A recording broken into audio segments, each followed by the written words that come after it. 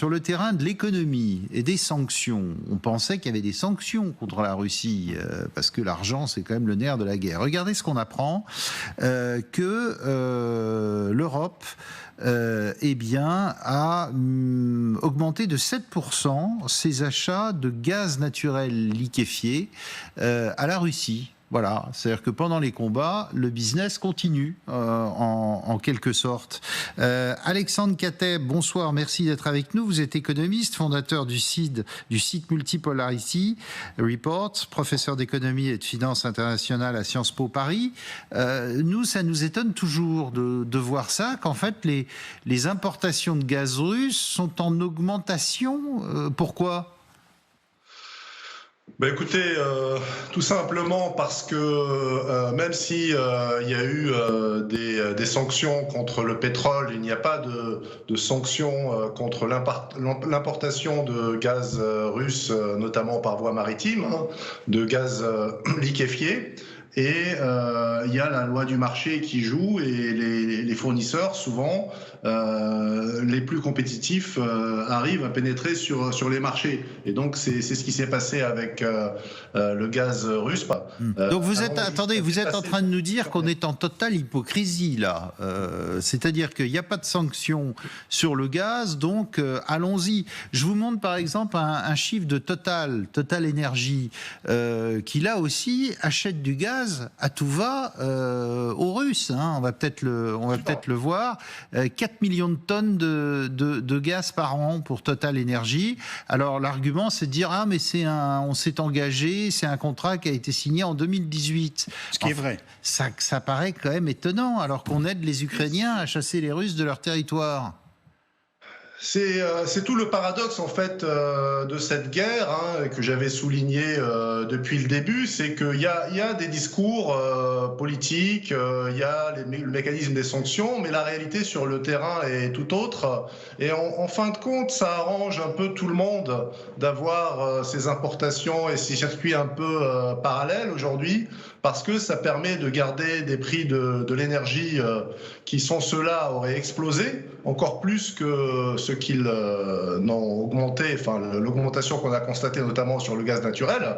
Et le paradoxe principal, c'est que certes, l'Europe a réduit très sensiblement ses achats de gaz russe, mais elle est aujourd'hui en train d'acheter du gaz russe à un prix 3 ou 4 fois supérieur à ce qu'elle faisait auparavant. Et la tendance dans les années à venir, c'est d'augmenter les importations de GNL, parce qu'il y a des pays comme l'Espagne, mais aussi comme la France et les Pays-Bas, qui ont de manière significative augmenté leur capacité d'importation de GNL pour faire face au tarissement des flux qui venaient par pipeline. Et donc, il est fort possible qu'à l'avenir, la part du gaz russe augmente encore plus, parce que c'est un gaz qui reste compétitif par rapport à des concurrents qui doivent le transporter sur des distances beaucoup plus grandes. Oui, alors en plus, ça pollue un peu plus, parce que c'est des bateaux qui le transportent plutôt que des pipelines.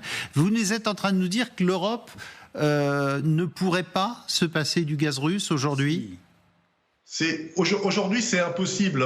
On a vu que l'Europe avait essayé de diversifier ses importations, et dans une certaine mesure, elle a réussi à le faire, notamment en augmentant ses importations de gaz américain. Mais les capacités américaines d'exportation sont limitées aujourd'hui. Elles pourraient peut-être augmenter encore dans les années à venir, mais c'est pas forcément, je dirais, vrai à 100%, parce qu'il y a aussi des politiques aux États-Unis qui militent pour limiter les exportations, tout simplement pour garder un prix du gaz faible sur le marché domestique. Et donc la solidarité, à un moment, s'arrête quand les intérêts économiques des uns et des autres sont mis en jeu, ce qui se passe aujourd'hui aux États-Unis et ce qui pourrait se passer aussi avec d'autres pays comme le Japon. Avec le Japon, il y a un mécanisme de coordination qui s'est mis en place, mais là aussi on atteint les limites de ce mécanisme de coordination, parce que le Japon finalement reste engagé aussi avec la Russie, notamment à travers le champ de Sakhaline, qui est un immense gisement de gaz, et que le Japon exploite avec la Russie, et qu'il continuera d'exploiter à l'avenir. Et les affaires continuent. Sylvie Berman. Oui, la réalité, c'est qu'on a encore besoin de gaz et effectivement, on l'importe de Russie. Je rappelle, on évoquait Total tout à l'heure, que tout cela vient de la péninsule de Yamal et c'est Total qui l'a construit avec Novatek. Donc effectivement, il y a des contrats et ce n'est pas très étonnant. Alors, les Américains dans le même temps, pardonnez-moi, mais une entreprise, par exemple, comme Renault, a fichu le camp de Russie Absolument. du jour au lendemain en perdant des milliards. Elle était, je crois, en co-entreprise avec Lada. Et ils sont partis du jour au lendemain. Ils ont tout perdu. Mais alors Total a renoncé à ses projets nouveaux, mais il y a un certain nombre d'accords qui avaient été passés. Et encore une fois, la France avait besoin de ce gaz. C'est pas simplement pour aider la Russie. Et par ailleurs, les Américains sont évidemment autosuffisants en matière de gaz et sont maintenant exportateurs. En revanche, ils importent 20% de leur uranium de Russie. Donc à partir du moment où ils ont besoin d'énergie, il n'y a pas de sanctions. Bon, après, je voudrais quand même vous rassurer un tout petit peu. Les sanctions marchent quand même, parce que je vous rappelle que Gazprom, pour la première fois, est une entreprise déficitaire cette année. C'est une entreprise qui a perdu énormément de marché. Il a perdu quand même le marché européen, qui était de 155 milliards de mètres cubes. Et donc là, avec regardez les pertes records de Gazprom. Avec ces exportations, ils n'arrivent pas quand même au même volume. Par rapport à l'interdiction du gaz, si, il y a les sanctions qui, contrairement à ce qui a été dit, il y a les sanctions sur le gaz qui existent, parce qu'il y a par exemple le projet que les Russes avaient dans la mer Arctique avec les Chinois, qui a été arrêté justement parce que les Américains ont fait la pression, et donc justement le projet avec Novatek, mais ça s'arrête, ça reprend, ça s'arrête, ça reprend. Mais il y a autre chose aussi. Vous voulez encore plus d'hypocrisie ? Allons-y. Oui, allons-y. Tant qu'on y est. Vous savez, le gaz, le pipeline là, de Souja, sur quel territoire il va après ? C'est sur l'Ukraine. Ouais. En Ukraine. Sur le territoire ukrainien. Oui, qu'ils le laissent passer. Et donc, les Ukrainiens ont laissé le transit pendant toute la guerre en Ukraine, ont laissé le transit. Ça fait 3 semaines où ils ont annoncé à la Hongrie et à l'Autriche et à un certain nombre d'autres pays. L'urée, c'est une composante des engrais, c'est fait avec de l'azote. L'Europe importe 70% de son urée de Russie. Les importations d'urée ont doublé entre 2022 et 2023. La France importe 90% de son urée pour les engrais de la Russie. Ah oui. Et qui est-ce qui contrôle le plus grand importateur français d'urée? C'est Eurochem. C'est une société qui est contrôlée par une boîte à Chypre qui, elle, appartient à un oligarque russe sanctionné. Donc voilà, ça c'est un autre exemple des problèmes avec l'application des sanctions. Le nickel russe n'est pas sanctionné. Les piles des voitures électriques sont faites avec du nickel et du lithium qui vient aussi en grande partie de Russie.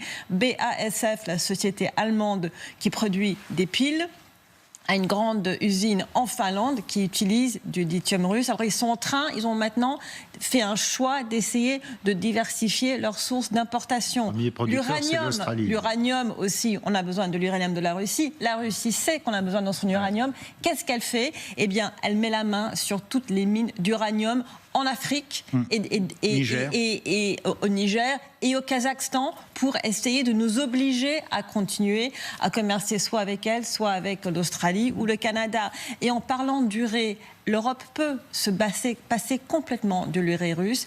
Les producteurs européens sont à l'arrêt parce qu'ils sont moins économiquement rentables que la Russie. Donc il y a, si vous voulez, il y a des problèmes avec non, mais ce n'est pas des problèmes, c'est une hypocrisie complète. Nous abordons les sanctions parce que pour vraiment sanctionner la Russie, eh bien, l'Europe devra faire des choix qui coûteront très cher au consommateur final. Ouais. Et c'est ça le grand problème. Alexandre Kateb, vous êtes toujours avec nous. Moi, je me souviens, quand il y avait eu le début de la guerre en Ukraine, Emmanuel Macron était parti en Algérie pour essayer de signer un accord avec l'Algérie pour avoir du gaz. Puis c'est pas loin de la France, on peut mettre un pipeline aussi en passant par l'Espagne ou par la Méditerranée. Visiblement, tout ça, c'est aux oubliettes. Le problème avec l'Algérie, c'est qu'elle ne peut pas augmenter ses capacités d'exportation de manière très significative. D'une part, les capacités de production sont contraintes. La plupart des gisements sont des gisements vieillissants. Il y a eu très peu d'investissements au cours des 20 dernières années. Et d'autre part, il y a une consommation de gaz sur le marché domestique algérien qui croît très fortement en raison de la croissance économique, démographique, etc. Donc, en fin de compte, l'Algérie, c'est pas du tout la solution à ce problème. C'est peut-être une solution pour certains pays qui ont pu négocier des accords préférentiels comme l'Italie, mais avec un prix du gaz qui a été réévalué là aussi très fortement à la hausse. Et quelque part, l'Algérie a eu un effet d'aubaine grâce à la crise ukrainienne et grâce à la Russie, puisque ça lui a permis de booster ses recettes d'exportation de gaz.